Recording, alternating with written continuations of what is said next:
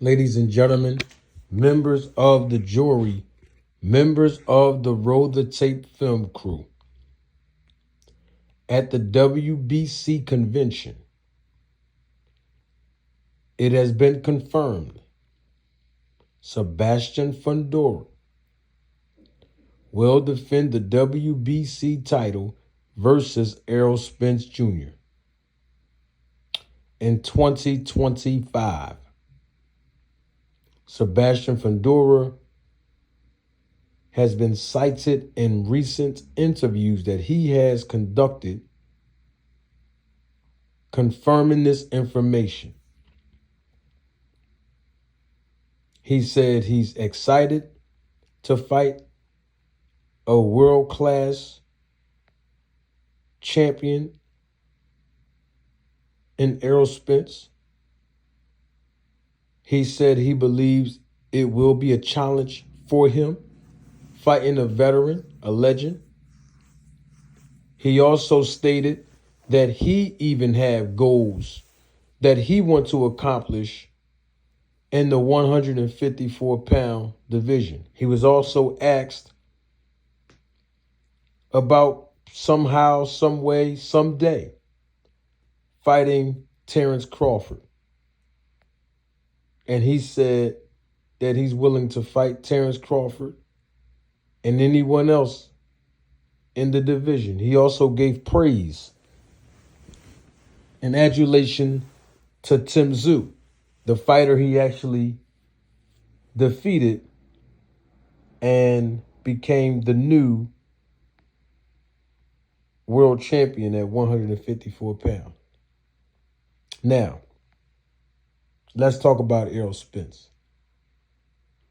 We know that by the time this fight between him and Sebastian Fundora occurs, he will officially have been out of the ring for 2 years consecutively.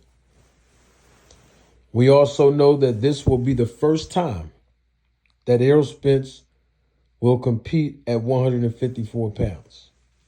We also know that he has publicly expressed his interest in moving up to 154 right after the fight that he had with Terrence Crawford,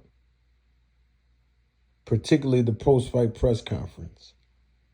He been had trouble making this weight, getting older, and he feels more comfortable with being at 154. That part remains to be seen.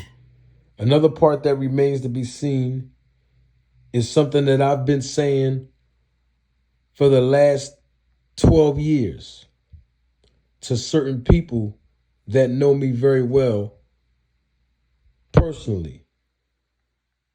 And of course, I've been saying it for the past 2 years that I've been actively publishing content here on YouTube. And that is, fighters get beat up and fighters get beat down. You ain't gonna find that nowhere else. That's why I'm glad you're here. That is a quote directly from me. And it remains to be seen whether Errol Spence Jr., after taking a massive beating in the loss versus Terrence Crawford in July of 2023. It remains to be seen whether Errol Spence is a beat-up fighter or a beat-down fighter. When I say beat up, I mean physically. When I say beat down, I mean psychologically. Most fighters, a great deal of them, over 90% of professional boxers who become beat down typically never recovers. And so we shall see. I will say this, and we need to put this in perspective, because timing in boxing is everything, inside of the ring and outside of the ring. Now, I told you all just a few minutes ago that this fight this fight between Spence and Fundora, whenever it happens in 2025, Spence definitely will be officially out of competition for 2 years. Now, we don't know when the fight is going to take place. But if we use deductive reasoning, it's easy for us to suggest that this fight may possibly happen between July and August of 2025. And I say that because if you look at the boxing schedule for the major fights that we have at our disposal to confirm and look up, we know that at the end of this month, we have a major fight. We know that in February, major fight. We know that in March 1st to be exact, major fights. We also know that in April, Ryan Garcia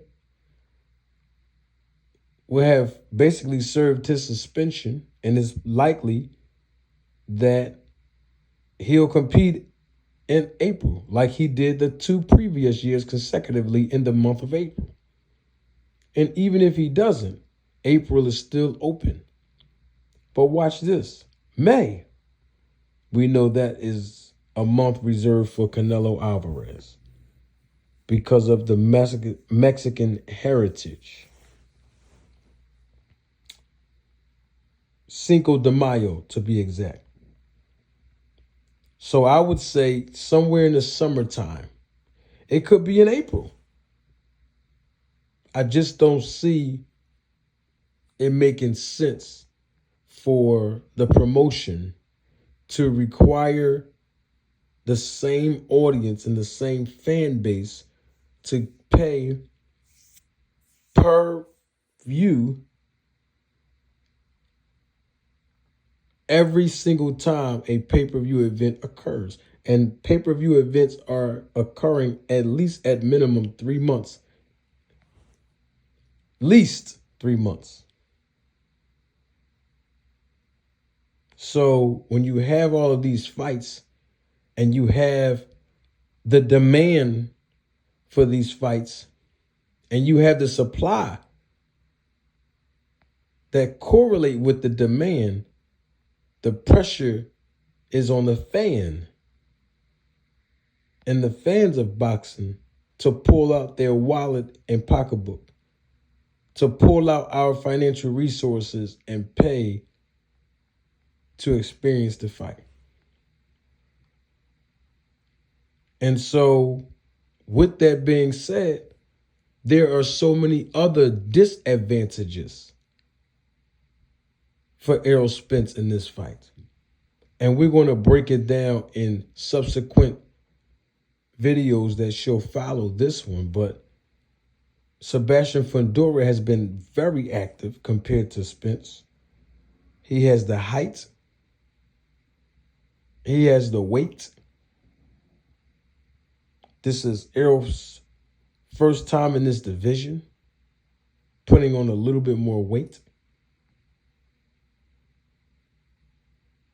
against a fighter who's been at this division for a long time. Those long layoffs, which we've seen the long layoff have been some choices that Spence has made because he don't believe in fighting tune-ups. And so that is something that must be considered. We don't know if those car accidents, including other habits that Spence has endured and succumbed to in the past. He had eye surgery. He took a massive beating in the fight with Terrence Crawford. about a year and a half ago. And on top of all of what I just said, he's going to be adjusting to a new head trainer, a new chief second in that corner. This is by far one of the biggest fights in Errol Spence's entire career, especially in this division. So we will see what will happen in this fight, when this fight will be announced officially, emphasis on officially, and then we'll give a breakdown and analysis on this fight. But until then, I'm doing way too much talking. Don't take my word for it. Roll the tape.